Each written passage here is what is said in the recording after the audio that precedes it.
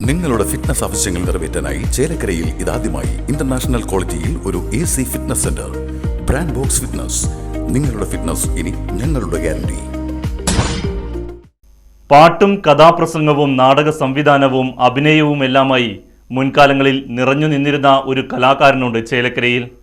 പങ്ങാരപ്പള്ളി സ്വദേശിയായ ജോൺ ആടുപാറ ഇപ്പോൾ കലയെ നെഞ്ചിലേറ്റി കാർഷിക രംഗത്തും രാഷ്ട്രീയ രംഗത്തും ഒതുങ്ങിയിരിക്കുകയാണ്. റൈറ്റ് വിഷൻ സകല കലാകായികത്തിൽ ഇന്ന് ജോൺ ആടുപാറയുടെ വിശേഷങ്ങൾ.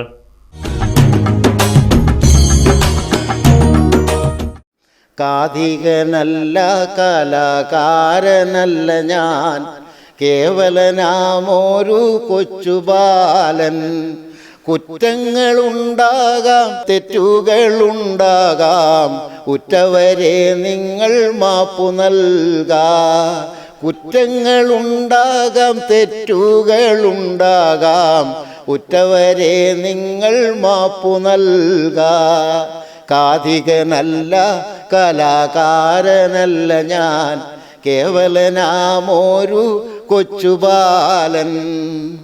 ഇത് 1973 നടക്കുന്ന ഒരു കഥയാണ്. അന്ന് ഇതായിരുന്നു കഥാപ്രസംഗം തന്നെ രീതി.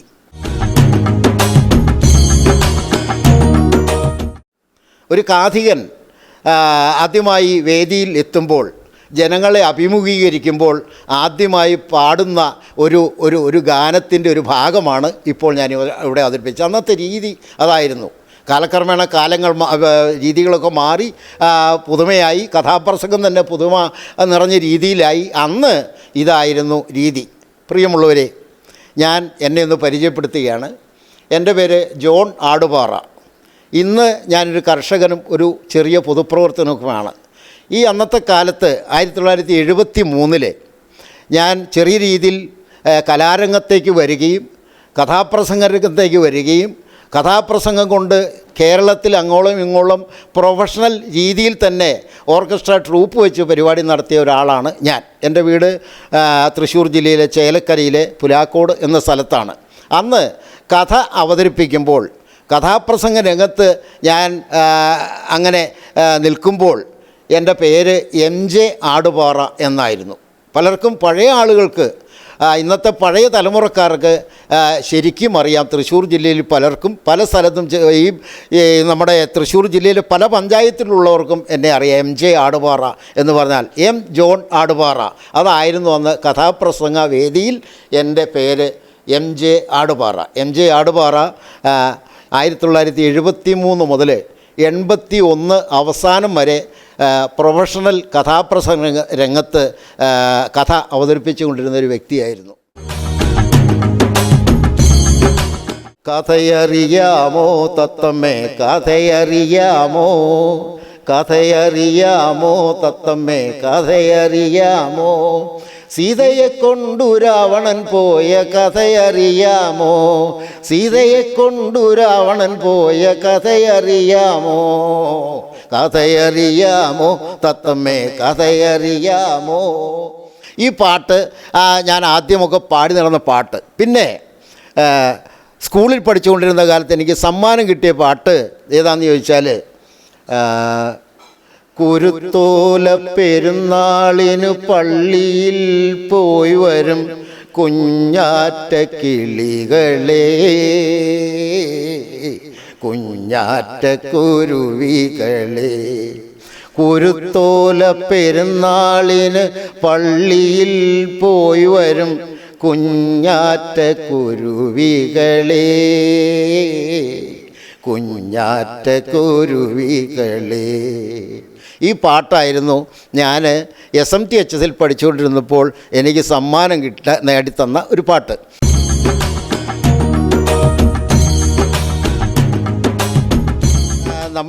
നമുക്ക് പല മാർഗങ്ങളോട് പാട്ട് കേൾക്കാം. അന്നത്തെ ഏക മാർഗം ഗ്രാമഫോൺ റെക്കോർഡുകളായിരുന്നു. എൻ്റെ വീട്ടിൽ അതിൻ്റെ ഒരു ശേഖരം തന്നെ ഉണ്ടായിരുന്നു. അതിൽ ഞാൻ തിരഞ്ഞെടുത്ത് നോക്കിയപ്പോൾ അന്ന് കഥാപ്രസംഗ രംഗത്ത് കത്തി നിന്നിരുന്ന 2 വ്യക്തികളായിരുന്നു ശ്രീ കെടാമംഗലം സദാനന്ദനും ശ്രീ സാംബശിവനും. എല്ലാവർക്കും അറിയാവുന്ന കാര്യമാണ്. എൻ്റെ കയ്യിലുണ്ടായിരുന്ന ആ ശേഖരത്തിൽ ശ്രീ കെടാമംഗലം സദാനന്ദൻ്റെ ഉണ്ണിയാർച്ച എന്ന് പറഞ്ഞ ഒരു കഥാപ്രസംഗത്തിൻ്റെ ഒരു ശകലം, അതിൻ്റെ ഒരു കഥയുടെ ഒരു ഭാഗം, ഒരു റെക്കോർഡ് എൻ്റെ കയ്യിലുണ്ടായിരുന്നു. അതെനിക്ക് ഇഷ്ടപ്പെട്ടു. അത് കാണാതെ പഠിച്ചു. ഒരു ദിവസം എൻ്റെ നാട്ടിലെ, എൻ്റെ ഗ്രാമത്തിലെ പങ്ങാരപ്പള്ളിയിൽ ഒരു കലാസമിതിയുടെ വാർഷികത്തിന് ഞാനന്ന് പയ്യനാണ്, 10-20 വയസ്സൊക്കെ പ്രായമേ ഉള്ളൂ. അന്ന് ഞാൻ അവിടുത്തെ അതിന് സംഘാടകരോട് ഞാൻ ആവശ്യപ്പെട്ടു, എനിക്ക് കൊച്ചു കഥാപ്രസംഗ രൂപത്തിൽ ഞാൻ പഠിച്ചു വെച്ചിട്ടുണ്ട്, ഒന്ന് നടത്താൻ എനിക്ക് ഒരു അനുവാദം തരണമെന്ന് പറഞ്ഞപ്പോൾ നല്ലവരായ എൻ്റെ നാട്ടുകാർ എന്നെ അനുവദിച്ചു. ഞാനന്ന് ആ കെടാമംഗലം സദാനന്ദൻ അവതരിപ്പിച്ച ആ കഥാപ്രസംഗത്തിൻ്റെ ആ ഒരു ശകലം ഞാൻ അവിടെ അവതരിപ്പിച്ചു. ഭാഗ്യത്തിന് എനിക്ക് അതിന് നല്ല ഒരു പ്രചോദനമാണ് കിട്ടിയത്. ജനങ്ങളെല്ലാം കൈയടിച്ച് എന്നെ പ്രോത്സാഹിപ്പിക്കുകയാണ് ചെയ്തത്. ആറ്റും മണം മേലേ ഉണ്ണിയാർച്ച,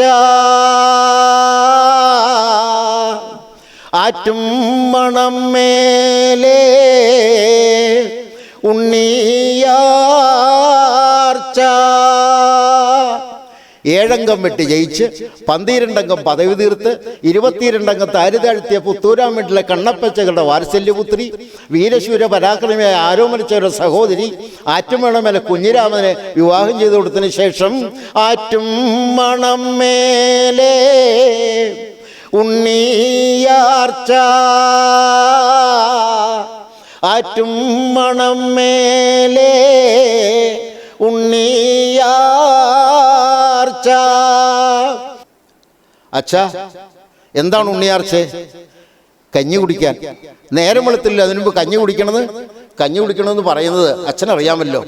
അല്ലിമലർക്കാവിൽ കൂത്തല്ലാണ്, അയ്യപ്പൻ കാവിൽ വീളക്കല്ലാണ്. അതുകൊണ്ട് ആറ്റും മണം മേലും പോന്നേ പിന്നെ, പുത്തൂരാം വീട്ടിലും വന്നേ പിന്നെ, കാഴ്ചകൾ വേല ഞാൻ കണ്ടിട്ടില്ല. അതുകൊണ്ട് അല്ലിമലർക്കാവിലോ എനിക്ക് ഒറ്റ മകനുള്ളൂ, കുഞ്ഞിരാമൻ. അവനിപ്പോൾ എങ്ങും പോകാൻ സൗകര്യമില്ല. മാത്രമല്ല, നിങ്ങൾ പോകുന്ന നാദാപുരത്തിന് നല്ലങ്ങാടിയുണ്ട്, അവിടെ കുറെ കുഴപ്പക്കാരുമുണ്ട്.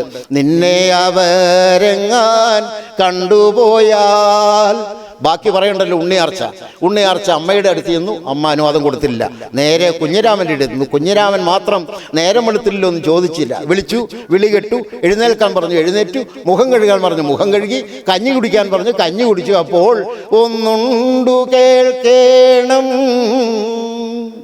നിങ്ങളോട്,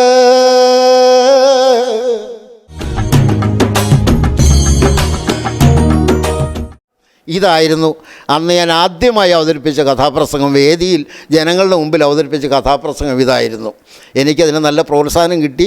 തുടർന്ന് ഞാൻ ഇതിൽ തന്നെ ഈ കഥാപ്രസംഗ വേദി തന്നെ ഉറച്ചു നിന്നാലോ എന്ന് ഞാൻ ആലോചിച്ചു. അങ്ങനെ ദിവസങ്ങളും മാസങ്ങളും കടന്നു പോയിക്കൊണ്ടിരുന്നു. ഇതിൻ്റെ ഇടയ്ക്ക് ഞാൻ സ്വയം ഒരു കഥ കുത്തി വരച്ച് ഉണ്ടാക്കി, ഒരു കഥാപ്രസംഗ രൂപത്തിലുണ്ടാക്കി, എൻ്റെ സ്വന്തം രചന. അത് ഞങ്ങളുടെ നാട്ടിൽ അന്ന് ഉണ്ടായ ഒരു സംഭവത്തെ കോർത്തിണക്കിയായിരുന്നു. ഇവിടെ ഉണ്ടായ ഒരു സംഭവമായിരുന്നു. ഒരു പെൺകുട്ടിയെ ഒരു കശ്മലൻ കുത്തിക്കൊന്ന ഒരു കഥ പങ്ങാരപ്പള്ളി നടന്ന സംഭവമാണ്. വർഷങ്ങൾക്ക് മുമ്പ്, ഏതാണ്ട് ആ കാലഘട്ടത്തിൽ 70കളിൽ നടന്ന സംഭവമാണ്. അങ്ങനെ അതിനെ ഏതാണ്ട് അത് മനസ്സിൽ കരുതിക്കൊണ്ട് ഞാനൊരു കഥാപ്രസംഗം ഉണ്ടാക്കി. ആ കഥാപ്രസംഗത്തിൻ്റെ പേരായിരുന്നു കാട്ടരുവി എന്ന് പറയുന്ന കഥ. ഞാൻ കേരളത്തിൽ അങ്ങോളം ഇങ്ങോളം ഏതാണ്ട് 42ഓളം സ്റ്റേജുകളിൽ അവതരിപ്പിച്ചൊരു കഥയായിരുന്നു. വമ്പിച്ച് വിജയം നേടിയൊരു കഥയായിരുന്നു കാട്ടരുവി. പ്രിയമുള്ളവരെ, അന്നത്തെ രീതിയാണ് കേട്ടോ ഇത്, അന്നത്തെ രീതി. പ്രിയമുള്ളവരെ, അതാ അങ്ങോട്ട് നോക്കൂ. വർണ്ണമനോഹരമാണാ ഗ്രാമം, വർണ്ണം വിളങ്ങി വിതറിടുന്നു. വർണ്ണമനോഹരം ആണാ ഗ്രാമം, വർണ്ണം വിതറി വിളങ്ങിടുന്നു. മനോഹരമായ ഒരു കൊച്ചു ഗ്രാമം എന്ന് പറഞ്ഞാൽ പച്ചപ്പരവതാനി വിരിച്ച കൊച്ചു ഗ്രാമം. പണ്ടത്തെ കവികളൊക്കെ പാടാറുള്ളത് പോലെ മനോഹരമായ സുന്ദരമായ ഒരു ഗ്രാമം. ആ ഗ്രാമത്തിൻ്റെ ഏതാണ്ട് മുകളിൽ കൂടി ഒരു മനോഹരിയായ ഒരു കാട്ടരുവി ഇങ്ങനെ കളകളാരവും മുഴക്കിക്കൊണ്ട് ഒഴുകിപ്പോകുന്ന മനോഹരിയായ ഒരു കാട്ടരുവി. സുന്ദരിയായൊരു കാട്ടരുവി നീ എങ്ങോട്ടിങ്ങനെ ഓടുന്നു, നിൻ ഗാനത്തിൻ കാഹളധ്വനികൾ താഴ്വര തന്നിൽ ലയിക്കുന്നു.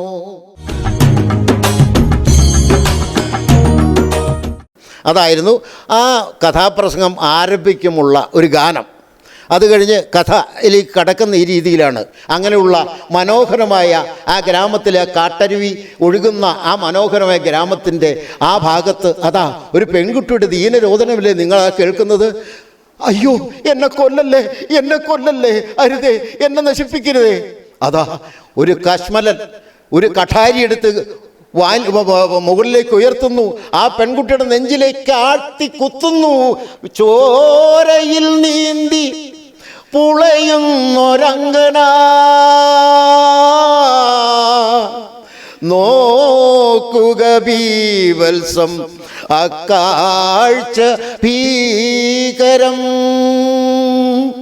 പ്രിയമുള്ളവരെ, അവിടെ നടന്നത് ഒരു കൊലപാതകമാണ്. ആരാണ് മരിച്ചത്, ആരാണ് കൊന്നത്, എന്താണ് കാരണം, ഇതിൻ്റെ എല്ലാം ഉത്തരം നിങ്ങളുടെ ജിജ്ഞാസയ്ക്ക് വിട്ടു തന്നുകൊണ്ട് ഞാൻ ഈ കഥയുടെ മറ്റൊരു ഭാഗത്തേക്ക് നിങ്ങളെ കൂട്ടിക്കൊണ്ടുപോവുകയാണ്. അതാ ആ കാണുന്ന മനോഹരമായ ഒരു കൊച്ചു വീട്, ആ കുന്നിന് മുകളിൽ കാണുന്നൊരു വീട്. ഇങ്ങനെയാണ് കഥയുടെ ആരംഭം. കാട്ടരുവി. അതിലൊരു കവിത. മഞ്ഞപ്പുള്ളികളുള്ള നീല ജാക്കറ്റും നീളെ കുഞ്ഞു തൊങ്ങല് തുന്നി നേർത്ത പാവാട ചുറ്റും കൈകളിൽ പൊട്ടി പൊട്ടി ചിരിക്കും വളകളും കൈതപ്പൂ മണമുള്ള ചുരുളൻ മൂടിക്കെട്ടും. ഒത്തിരി കാഥികന്മാർ ഇഷ്ടംപോലെ ഉണ്ടായിരുന്ന ഒരു കാലഘട്ടമായിരുന്നു അന്ന്. ആ കഥാപ്രസംഗത്തിൻ്റെ ഏതാണ്ട് ഇങ്ങനെ നടന്നുകൊണ്ടിരിക്കുന്ന സമയത്താണ് ഹാസ്യ കഥാപ്രസംഗം എന്ന പേരിൽ നമ്മുടെ വി ഡി രാജപ്പൻ രംഗപ്രവേശം ചെയ്തത്. പിന്നെ വി ഡി രാജപ്പൻ്റെ സ്റ്റൈലിലായി അന്നത്തെ പലരും ആ രീതിയിൽ. വി ഡി രാജപ്പനെ നമുക്ക് എല്ലാവർക്കും അറിയാം, എന്നും കാസറ്റുകളൊക്കെ നമ്മൾ വെച്ച് കേൾക്കാറുള്ള വി ഡി രാജപ്പനാണ് കഥാപ്രസംഗം മറ്റൊരു മോഡലിലാക്കിയത്. കല്ലെടുത്ത് കീച്ചല്ലേ നാട്ടാരേ, എല്ലുവലിച്ചൂരല്ലേ നാട്ടാരേ, അയ്യോ കല്ലെടുത്ത് കീച്ചല്ലേ നാട്ടാരേ. ഇങ്ങനെ രണ്ടുപേരെയൊക്കെ അറിയാവുന്നേ ഉള്ളൂ, അല്ലാതെ എനിക്ക് വി ഡി രാജപ്പൻ്റെ ഒന്നും അറിയാൻ പാടില്ല. അങ്ങനെ 1981 എനിക്കൊരു അസുഖം ഉണ്ടായതിനെ തുടർന്ന് ഞാൻ ഒരു ഡോക്ടറെ കാണുകയും ആ ഡോക്ടർ കർശനമായിട്ട് കഥാപ്രസംഗം എന്ന കല അവസാനിപ്പിക്കും 2.5 മണിക്കൂർ സ്റ്റേജിൽ നിന്ന് അവതരിപ്പിക്കേണ്ട പരിപാടി ആയതുകൊണ്ട് നടത്തരുതെന്ന് കർശനമായിട്ട് നിർദ്ദേശിക്കുകയും അങ്ങനെ 1981 ഞാൻ കഥാപ്രസംഗ ലോകത്തോട് വിട പറയുകയാണ് ഉണ്ടായത്. അങ്ങനെയാണ് കഥാപ്രസംഗ ചരിത്രം എൻ്റെ രീതിയിലെ ജീവിതത്തിലെ.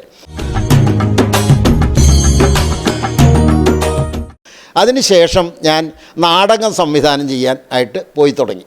നാടകം എനിക്ക് അഭിനയത്തിലൊക്കെ വലിയ ഒരു ഏറ്റവും കൂടുതൽ ഇഷ്ടമുള്ളൊരു വ്യക്തിയാണ്. ആ സമയത്താണ് 1982 ആതിര കലാസാംസ്കാരിക സമിതി എന്നൊരു സംഘടന പങ്ങാരപ്പള്ളി രൂപം കൊള്ളുന്നത്. അതിനു മുമ്പുണ്ടായിരുന്ന നവോദയ തിയേറ്റേഴ്സ് എന്ന പേരിലൊരു തിയേറ്റർ, അതിൽ ചില കാരണങ്ങളുടെ പേരിൽ അത് ഒരു 2 വിഭാഗമായി പിരിയുകയും അതിലൊരു വിഭാഗം, ഏറ്റവും വലിയ വിഭാഗമാണ് ആതിര കലാസാംസ്കാരിക സമിതി എന്ന പേരിൽ രൂപം കൊണ്ടത്. 1982 ഡിസംബർ മാസത്തിലാണ് ഈ ആതിര കലാസാംസ്കാരിക സമിതി രൂപം കൊണ്ടത്. അന്ന് അതിൻ്റെ ആ സമിതി രൂപീകരിക്കാൻ മുൻപന്തിയിൽ ഞാനും ഉണ്ടായിരുന്നു. ഇന്നത്തെ പല സുഹൃത്തുക്കളും എല്ലാവരും അന്ന് ഈ കലാസമിതി രൂപീകരിക്കാൻ മുൻപന്തിയിൽ നിന്ന ആൾക്കാരായിരുന്നു. അങ്ങനെ 82 മുതൽ 88 വരെ 7 നാടകങ്ങൾ ആതിര കലാസാംസ്കാരിക സമിതിയുടെ പേരിൽ ഞാൻ സംവിധാനം ചെയ്തിട്ടുണ്ട്. പങ്ങാരപ്പള്ളിയിൽ 7 നാടകങ്ങൾ. ആ 7 നാടകങ്ങൾ സംവിധാനം ചെയ്തതിന് ശേഷമാണ് പ്രൊഫഷണൽ നാടകക്കാരെ കൊണ്ടുവരാൻ ആതിര കലാസാംസ്കാരിക സമിതി തുടങ്ങിയത്. ഇന്നും ആതിര കലാസാംസ്കാരിക സമിതി നല്ല രീതിയിൽ നടന്നു പോകുന്നതെന്ന് അറിയുന്നതിൽ അതിൻ്റെ സ്ഥാപക രംഗത്ത് കൂടുതൽ പ്രവർത്തിച്ച ഒരാളെന്ന നിലയ്ക്ക് എനിക്ക് കൂടുതൽ സന്തോഷമുണ്ട്. ഇതാണ് എൻ്റെ കലാജീവിതത്തിൻ്റെ ഒരു തുടക്കവും. ഇന്നും കല എന്ന് പറഞ്ഞാൽ എനിക്ക് എൻ്റെ ജീവനാണ്. പാട്ട്, സംഗീത ലോകം, നാടകം, ഗാനമേള, ഇതൊക്കെ ഞാനിന്നും ഏറ്റവും അധികം സ്നേഹിക്കുന്ന ഒരു വ്യക്തിയാണ്. ഇപ്പോൾ ഞാനൊരു കൊച്ചു പൊതുപ്രവർത്തകനാണ്, ഒരു കർഷകനാണ്. ഇങ്ങനെ ഇന്നും നാട്ടിലെ ജനങ്ങൾ, അന്നത്തെ പല തലമുറകളും എന്നെ ഇന്നും സ്നേഹിക്കുന്നുണ്ടെന്നറിയിൽ ഞാൻ സന്തോഷിക്കുന്നു. ഇതാണ് എൻ്റെ കലാജീവിതത്തിൻ്റെ ഒരു ചെറിയ ഒരു ഭാഗം മാത്രമാണ് ഞാനിപ്പോൾ നിങ്ങളുടെ മുമ്പിൽ പറഞ്ഞത്.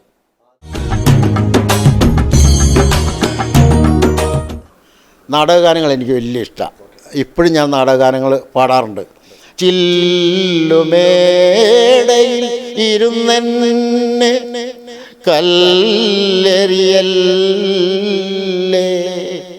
എന്നെ കല്ലെറിയല്ലേ. അതൊന്ന്.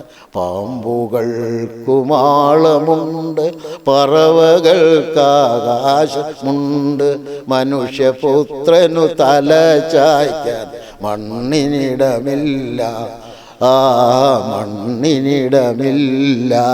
അത് വലിയ ഇഷ്ടമാണ്. അതുപോലെ മറ്റൊരു പാട്ട്, ചക്കരപ്പന്തലിൽ തേൻ മഴ ചൊരിയും ചക്രവർത്തി കുമാരാ, നിന്മനോരാജ്യത്തെ രാജകുമാരിയായി വന്നു നിൽക്കാനൊരു മോഹം.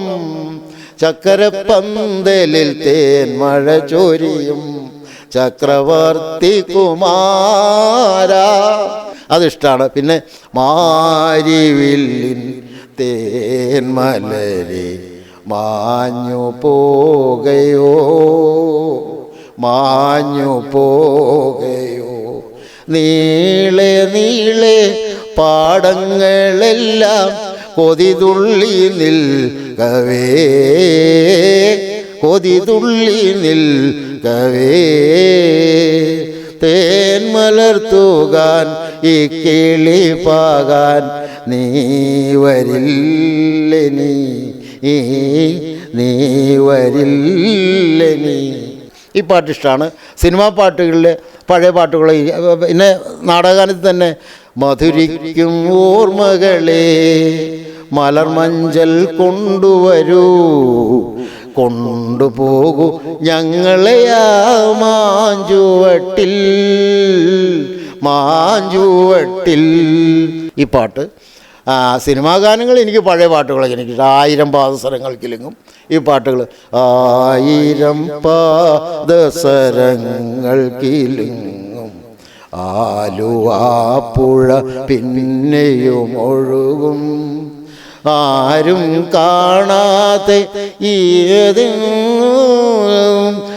ആലിംഗനങ്ങളിൽ മുഴുകി മുഴുകി, 1000 പാദസരങ്ങൾ കിലുങ്ങി, ആലുവാപ്പുഴ പിന്നെയും ഒഴുകി.